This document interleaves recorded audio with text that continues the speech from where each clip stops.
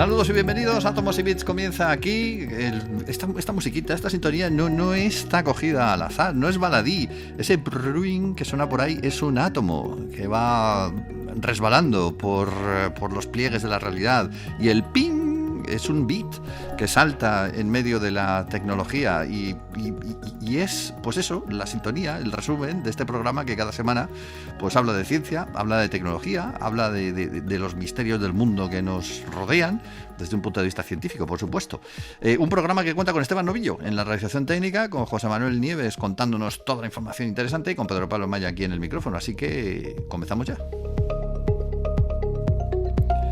Don José Manuel, ¿cómo está usted, señor, esta semana? Muy bien, fenomenal. Muy bien, me alegro de oírle, porque hoy, que estamos en tiempo prenavideño, vamos a hablar de tiempo, precisamente, pero de un tiempo muy especial, el tiempo de Marte, que según parece va más deprisa que la Tierra. No sé si es que los marcianos tienen más prisa que nosotros o qué, pero es una cosa rara que nos tienes que explicar hoy en el programa. Claro, a ver, es una forma de verlo, porque es que, a ver, que el tiempo es relativo y que no corre igual en todas partes es una cosa que sabemos desde hace más de un siglo. Sí. Eso está en las teorías de Einstein, ¿no? Pero claro, uno nunca se pone a pensar en las consecuencias prácticas. ¿De qué depende el tiempo?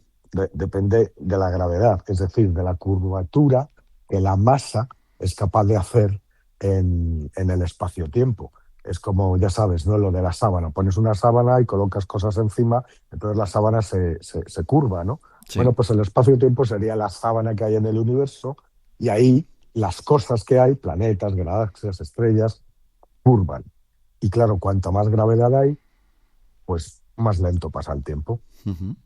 Pero claro, eso aplicado a nuestro día a día, pues quiere decir que sin salir del sistema solar, pues que el tiempo corre de una forma distinta en cada planeta. Fíjate tú por dónde. Bueno. Y no me estoy refiriendo al tiempo que hace, o al tiempo que tardan, al tiempo que dura un día, porque eso lo sabemos, depende de la rotación. Sí. En la Tierra dura 24 horas, en Júpiter dura más, en Marte dura menos. Eso depende de la rotación. No me refiero a ese tipo de tiempo, me refiero a la estructura misma del tiempo. Uh-huh. Bueno, pues ahora que estamos a punto de ir a la Luna y de ir a Marte, pues un equipo de investigadores del Instituto Nacional de Estándares y Tecnología, el NIST de Estados Unidos, pues por primera vez ha cuantificado con la máxima precisión cuál es la diferencia temporal, o sea, cómo pasa el tiempo, cómo transcurre el tiempo en Marte, que es un sitio en el que tenemos intención de ir muy pronto. Sí. Y resulta que nuestros relojes en Marte se adelantarían 477 millonésimas de segundo cada día con respecto a un reloj gemelo que se quedara en la Tierra. O lo que es lo mismo, a lo largo de varias décadas, pues unos cuantos segundos. Bueno, pues no es tanto. Yo pensé que es que pasaba más rápido, pero sí es curioso que pase más el tiempo allí que aquí. Puede parecer poca cosa, pero tú imagínate imagínate que estamos ya colonizando Marte. Sí. Estamos haciendo telecomunicaciones entre la Tierra y Marte. Bueno, pues que hay naves yendo y viniendo a Marte continuamente. Bueno, en ese mundo de la navegación espacial de alta precisión, ese desfase pues puede ser la diferencia entre que llegues al punto de destino o que te pierdas para siempre en el espacio. Arrea. A ver, si tú no corriges eso, si no corriges ese desfase y no lo tienes en cuenta en los cálculos, pues establecer una presencia humana permanente en Marte sería algo imposible. Y te explico por qué. A ver, aquí en la Tierra, cuando dices ¿qué hora es? Bueno, pues eso tiene una respuesta exacta en todas partes. Sí. ¿Y por qué? Pues porque esa respuesta depende de una intrincada red de relojes atómicos, de satélites GPS, de sistemas de telecomunicaciones que mantienen a toda la humanidad sincronizada. ¿Vale? Pero Sí. claro, Einstein nos enseñó hace mucho tiempo que el tiempo no es una constante. Es maleable, se puede estirar, se puede encoger, dependiendo, como te he dicho, de la gravedad, ¿no? Sí. Y el tiempo marciano resulta que es algo que que era un rompecabezas porque es muy difícil de calcular, ahora te contaré. Llevaba años sobre la mesa de los ingenieros intentando ser resuelto. Y ahora por primera vez han conseguido calcular eso. ¿Qué nos dice la teoría de relatividad la teoría de la relatividad general?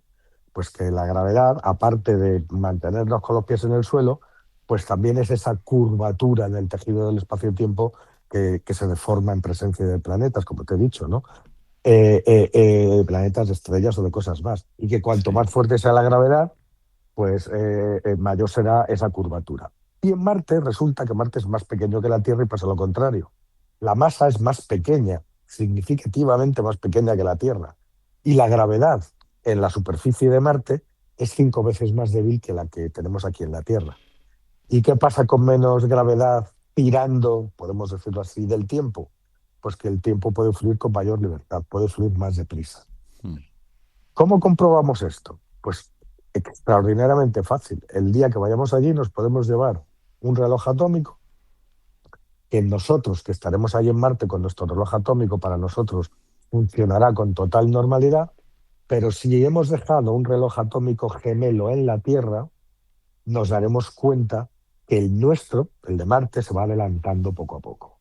Esos 477 millonésimas de segundo cada día.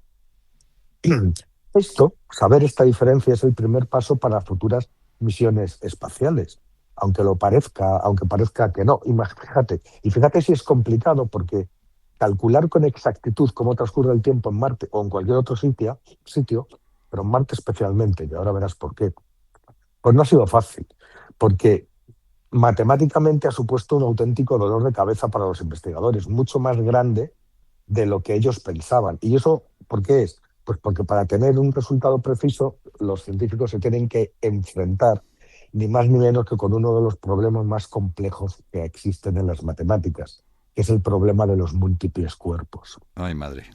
Claro, ahí hemos llegado. ¿Tú te acuerdas de la novela de Philip Sí, Sing, del el sí, sí. problema de los tres cuerpos? Bueno, lo que viene a decir este problema es que un sistema de dos cuerpos, conociendo sus condiciones iniciales, tú puedes calcular la posición de esos dos cuerpos en cualquier momento del tiempo. En el futuro sabes exactamente dónde van a estar. Pero cuando le metes tres o más, Sí.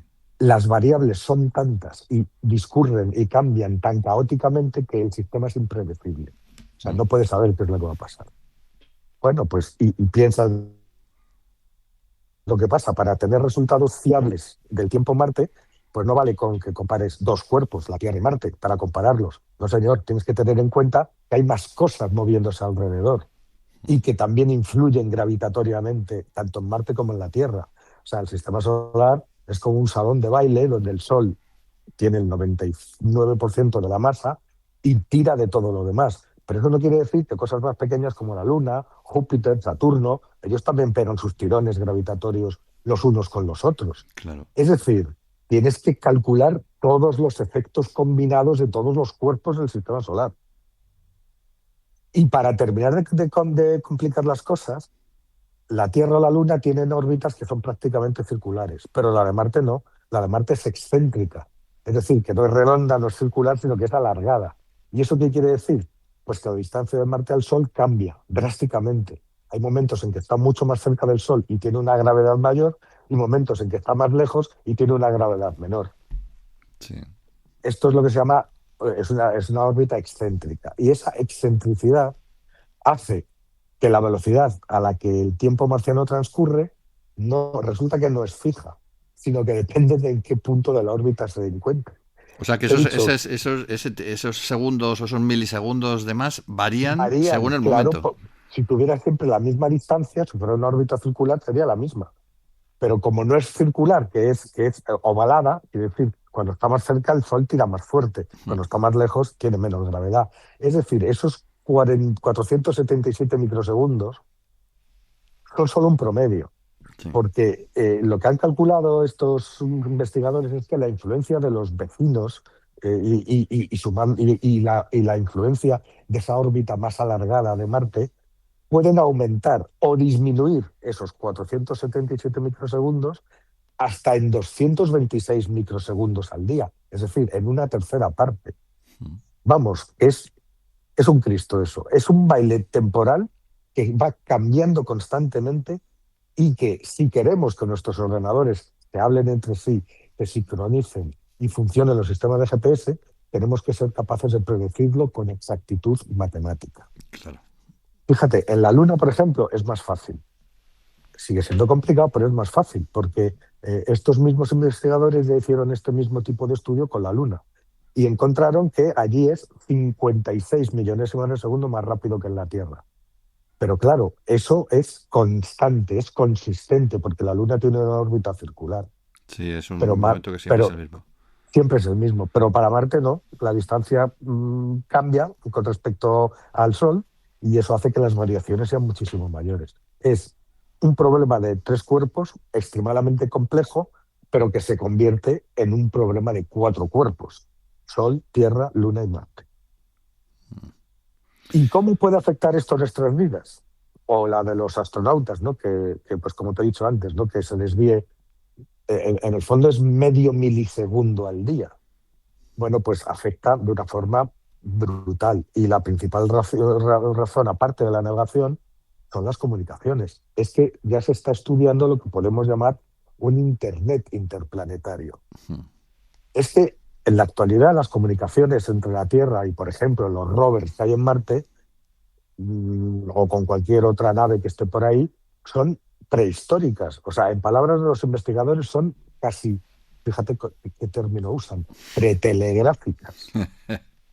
Claro, como está muy lejos Marte y esa distancia varía, pues resulta que nuestras comunicaciones, según en dónde esté Marte, tardan entre 4 y 24 minutos en viajar de un mundo a otro, de la Tierra a Marte o volver, según las posiciones relativas de la Tierra y de Marte.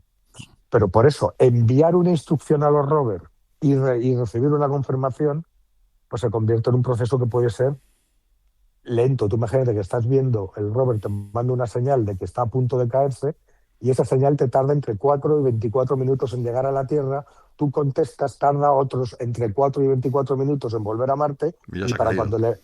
cuando le llegue la instrucción de girar a la derecha, pues ya se ha caído. Motivo por el cual los rovers estos robots son en mucha medida autosuficientes, ¿no? Claro. Y esto lo comparan los científicos, que es muy gracioso, a cuando la gente entregaba cartas en un barco que cruzaba el océano y luego tenía que esperar semanas o meses para tener una respuesta, ¿no? Es un poco lo mismo, pero en la era espacial. Pero claro, en el futuro que están dibujando las agencias espaciales necesita de algo que funcione mucho mejor que esto.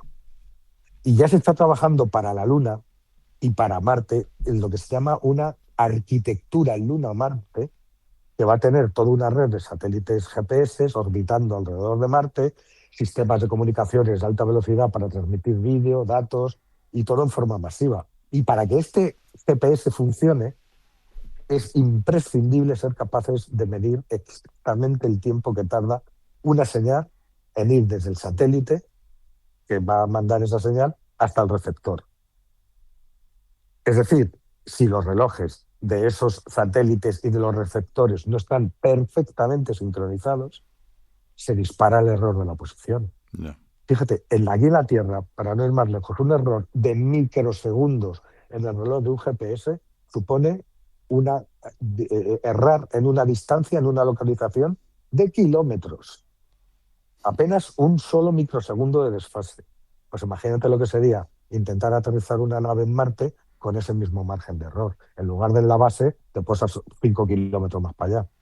O sea, eso puede estar detrás de tantos fracasos como ha habido porque en Marte se han mandado muchísimas misiones, pero muchas han acabado mal.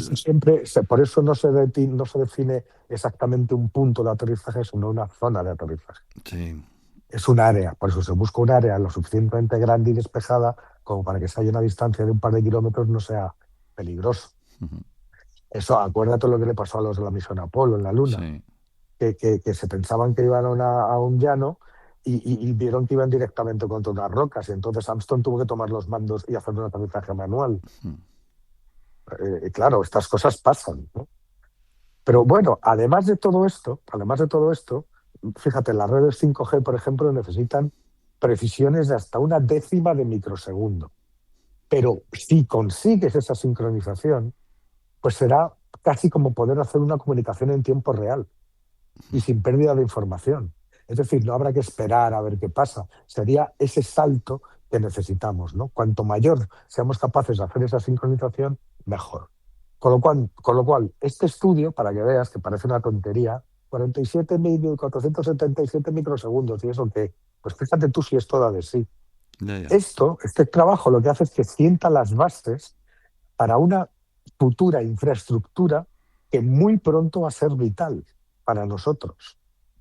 Eh, los científicos han elegido un punto específico de la superficie de Marte para que haga como referencia. Algo parecido a lo que hacemos en la Tierra con el nivel del mar, en el Ecuador, ¿no? Tú cuando dices qué altura tiene el Everest, lo haces desde un punto de referencia y ese nivel de referencia es el nivel del mar, ese punto de referencia. Bueno, pues los científicos han elegido un punto de referencia y gracias a años de datos y de recopilados por muchas misiones, han podido finalmente estimar cuáles son, teniendo ese punto como referencia y comparándolo después con la Tierra, cuál es exactamente la diferencia. O sea, todo esto va destinado, por supuesto, a que los relojes den bien la hora, ¿no? Pero también es la primera piedra de un sistema de posicionamiento GPS interplanetario. Es decir, según dicen, y con esto terminamos los autores, es posible que pasen algunas décadas antes de que la superficie de Marte esté cubierta por las huellas de rovers, pero sabremos que en ese momento los rovers podrán ir a los sitios que quieren ir y no en cualquier otro lado, y porque habrá, gracias a estudios como este, habrá un sistema de posicionamiento que funcione en otros planetas, ¿no? Mm. Estamos al principio, ¿no? Y por supuesto, esto también nos sirve para demostrarnos que una vez más Einstein tenía toda la razón. Ay, ay, ay, este que nos trae contando siempre todas las novedades. Eh, Fíjate que estas teorías tienen 100 años, ¿eh? Sí, sí, sí, pero ahora ya han podido ser comprobadas. Vamos a hacer un repaso rápido también a otro punto del sistema solar, porque queremos hablar hoy en tecnología, enseguida os contamos de qué, pero no queremos cerrar sin contar también unos datos, unas teorías que se han desarrollado a propósito de Urano y de Neptuno. Parece que podrían ser gigantes rocosos, ¿no? Según las últimas informaciones que se han podido recaudar al respecto. Sí, fíjate, es que claro, parece que los tenemos aquí al lado, parece que lo del sistema solar está todo ya más que sabido y no es así, ¿no? A ver, los planetas del sistema solar, según de lo que están hechos, se dividen en tres categorías. Tenemos cuatro planetas rocosos, que son terrestres, rocosos, Curio, Venus, la Tierra y Marte. Dos gigantes gaseosos, que son Júpiter y Saturno, y después dos gigantes de hielo, que son Urano y Neptuno. Vale, pues un nuevo estudio acaba de determinar que es muy probable que Urano y Neptuno tengan mucha más componente de roca que de hielo. Algo a lo que ha ayudado también a hacer esa misma comprobación en Plutón. En Plutón se pensaba que estaba hecho más de hielo que de roca y resulta que es al revés. Sí. Pero vamos a ver, ojo, este estudio no dice, no afirma en ningún momento que estos dos planetas azules, es curioso, ¿eh? Porque en el sistema solar hay tres planetas azules.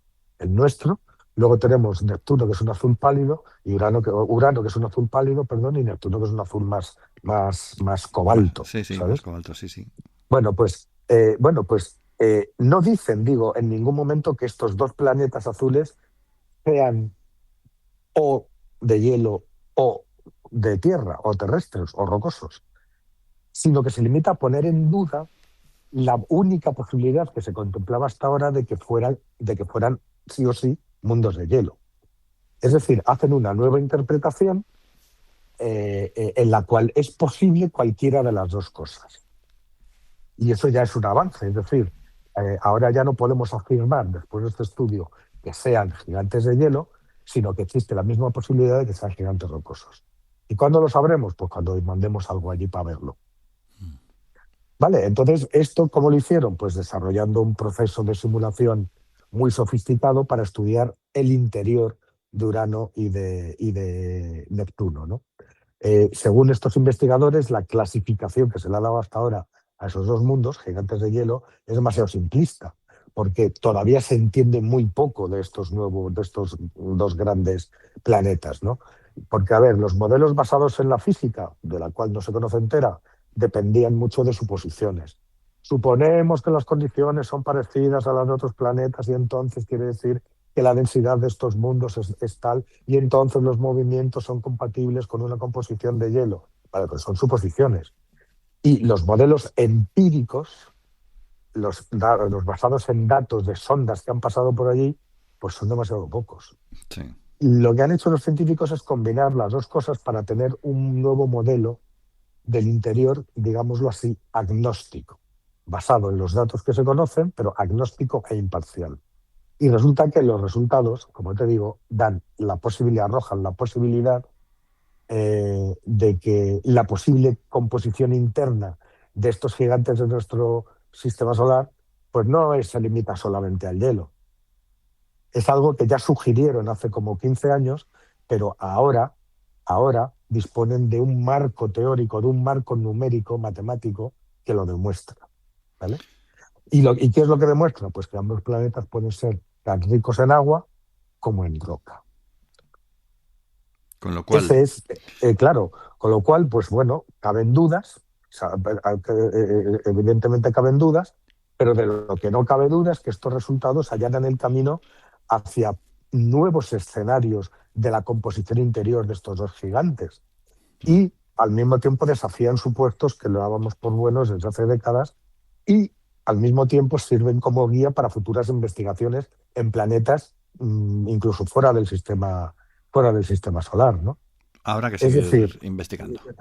evidentemente, o sea, estos datos actuales son insuficientes para saber cuál de las dos verdades, hielo o roca, es verdad, es la auténtica, pero desde luego ya damos a un primer paso diciendo que son igualmente probables, cosa que hasta ahora no sabíamos.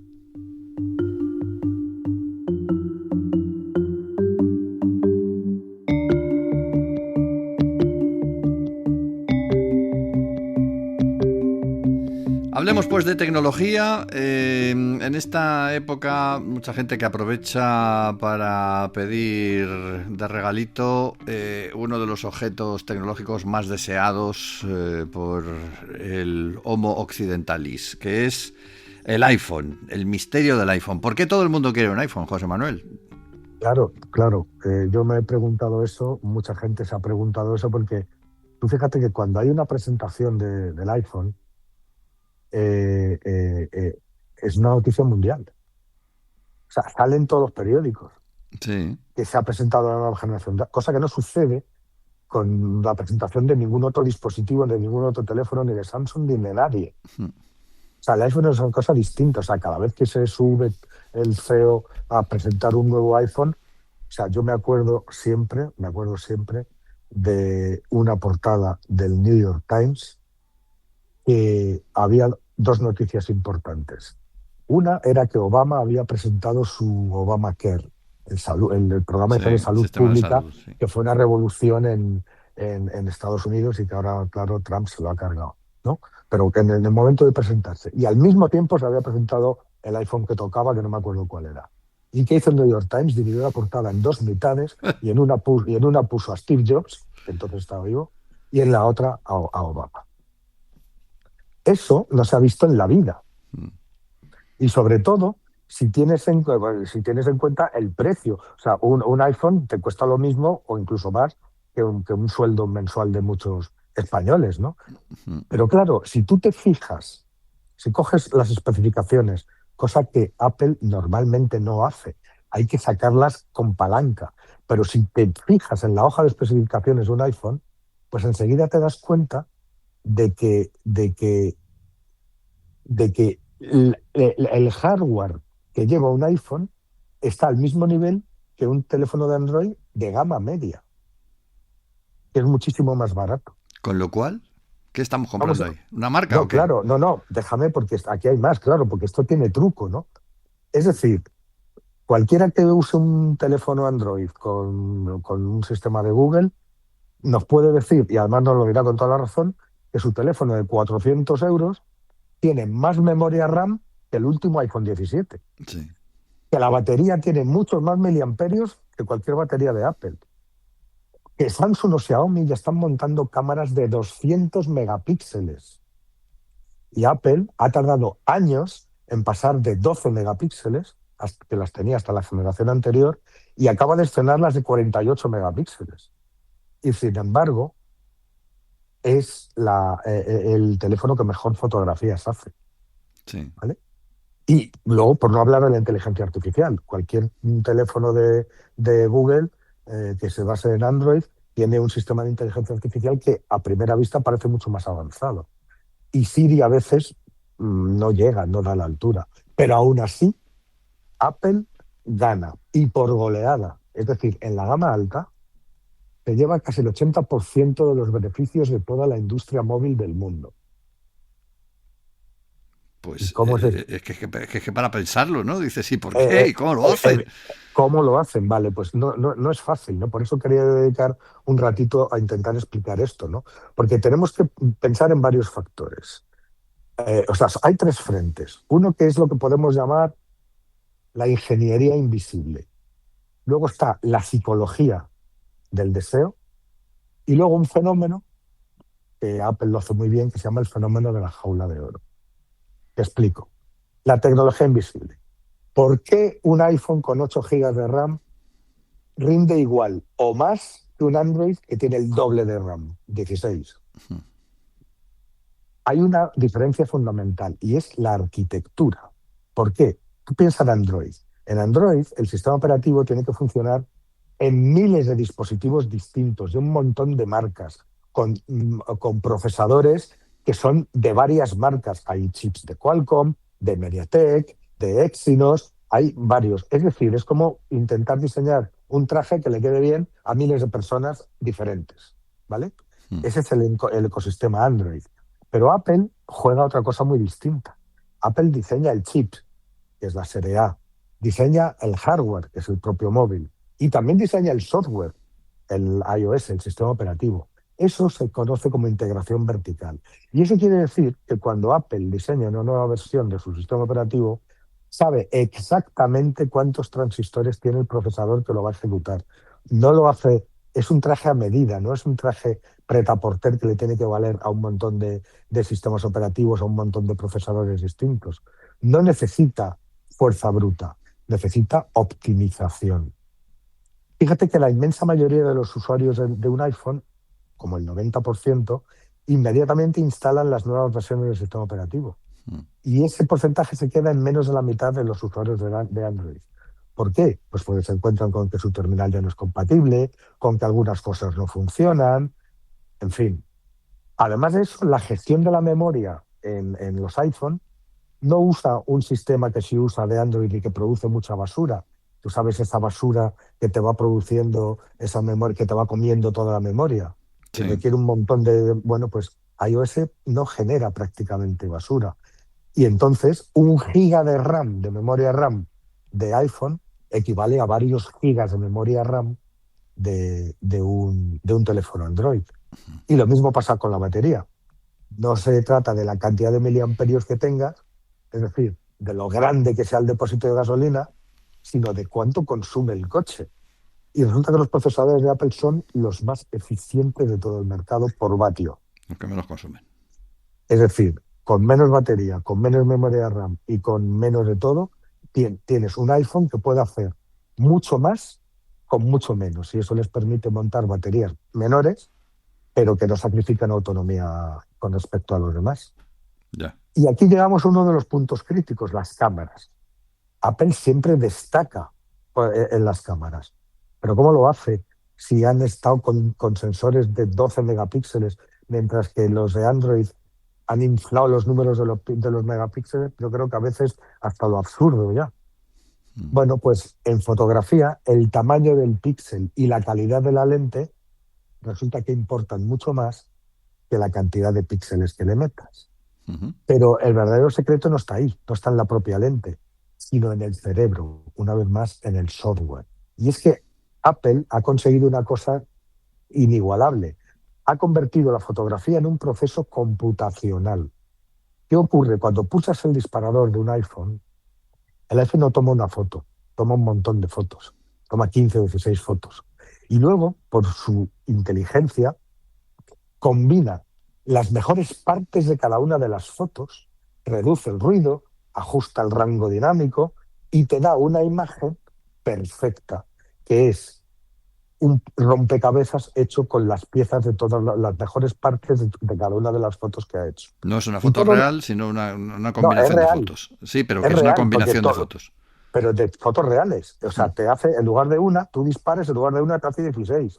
Y lo que te hace es, aquí la cara de este tipo está mejor, cojo esta. Aquí el árbol está mejor, cojo este. Aquí el primer plano está mejor, cojo este. Y las fusiona en una única imagen que es perfecta. Y lo hace en milisegundos. Y lo hace siempre, en cada foto que hagamos, en tiempo real. A ver, pásate a un móvil Android, un móvil de gama alta, te puedes sacar una foto espectacular una vez y resulta que al siguiente disparo te saca una mediocre. mm. ¿Vale? Esto no pasa con los iPhones. Los iPhones ofrecen una fiabilidad en este sentido que llega incluso a ser aburrida, porque todas las fotos son perfectas, lo más perfectas que pueden ser. O sea, la foto te va a salir bien en el 99% de las ocasiones. Pues está bien, Y hombre. eso, claro, y eso para un usuario medio, pues vale más que un zoom de 100 aumentos, Claro. que además con suerte lo va a usar un par de veces en su vida. Mm. Y ahora llegamos al otro, ¿no? Hemos visto la tecnología y ahora llegamos al ecosistema, que es el motivo psicológico, y al tercero, que es el de la cárcel de oro que te he dicho. Vamos rapidito, que ya estamos por encima del tiempo. Venga, rapidito. Eh, en el marketing y en la estrategia de Apple influyen no solamente los teléfonos, sino que nos quedamos atados a la marca. ¿Por qué? Porque no vende teléfonos aislados, vende piezas de un rompecabezas, que es el ecosistema. Claro, primero te compras el iPhone, luego te das cuenta de que los AirPods se conectan mágicamente con solo acercarlos. Abres la caja y ya están conectados. Mm. Luego te das cuenta de que puedes copiar un texto en el iPhone y pegarlo en el ordenador sin tener que hacer nada. O que el Apple Watch te acercas al ordenador y te lo desbloquea sin que tengas que tocar nada. Claro, todo eso envicia. Es muy difícil cambiar todo eso. Cuando te has enganchado a Apple, te has enganchado al ecosistema, ¿vale? Y todo el mundo sabe que dejar de usar un Apple Watch es doloroso porque no hay nada en Android que ofrezca esa fluidez y esa integración. Date cuenta de que el Apple Watch se ha convertido en el reloj más vendido del mundo, por encima de las marcas de relojes tradicionales y mucho más que la suma de todos los relojes. Apple lo supera a la suma de todos ellos, ¿no? Y además ha conseguido aprovechar esa psicología social. Tú te sabes, no sé, me tienes que dejar un par de minutos, no sé si me los dejas. Más que un par de minutos, llevamos 15 más, pero bueno, venga, Ah, dale. sí. Pues ya termino, ya termino. ¿Tú has oído hablar del factor de la burbuja azul? Que eso ya es una No, cosa única. pero me lo Pues cuentas. es el único fabricante que lo ha conseguido. Ha conseguido posicionar sus productos en lo que se llama como un bien Veblen. ¿Qué es un bien Veblen? Un bien cuya demanda aumenta cuando aumenta el precio, Sí, porque siempre se percibe como un símbolo de estatus. sí. ¿Vale? Y Apple ha conseguido eso con todos sus productos. Y ese fenómeno en Estados Unidos ha llegado al absurdo con lo de la burbuja azul. Si tú utilizas el sistema de Apple de iMessage, los mensajes de los iPhones aparecen en burbujas azules. Los textos aparecen en azul, en una burbuja azul. Los Android en verde. Bueno, pues llevar la burbuja verde entre los adolescentes ha llegado a ser motivo de exclusión social entre los adolescentes norteamericanos. Hasta Madre ahí mía, llega, madre mía. Pues hasta ahí llega. Y, en fin, y luego está el tema de la jaula de oro. El tema que es el último ya del que te hablo, el tema de la jaula de oro es que elegir un producto de Apple te reduce la fatiga de la decisión. Tú te vas a comprar un Android y ¿qué tienes? Un catálogo que es como una jungla, cientos de modelos, cada uno destaca en un aspecto. Uno tiene mejor pantalla, el otro mejor batería, el otro que lo quiero plegable, rígido, más procesador, mejor cámara. Bueno, pues con Apple no te tienes que comer la cabeza. O te coges el normal o te coges el Pro. Es decir, Apple, sabes, es un refugio seguro. Sabes que si compras eso, sabes que va a ser bueno. Te da una tranquilidad, esa tranquilidad tiene un precio y el mercado ha demostrado con creces que está dispuesto a pagar ese precio. Pues ahí estamos con el iPhone para arriba, el iPhone para abajo y el Apple para un lado y el Apple para el Increíble, otro. porque no hay otra marca que yo sepa que haya conseguido llegar a unos niveles parecidos. Para empezar habría que buscar otro nombre de fruta, no sé, el watermelon en lugar del Apple, a ver si conseguíamos hacer una competencia interesante. Bueno, pues aquí lo vamos a dejar de momento. Gracias, José Manuel. Nos oímos la semana que viene, ¿no? Sí, señor. Gracias a ti. Pues ahí estaremos en Atomos y Bits con José Manuel Nieves y con Esteban Oillo en la realización técnica. Saludos de Pedro Pablo May. Hasta la semana que viene.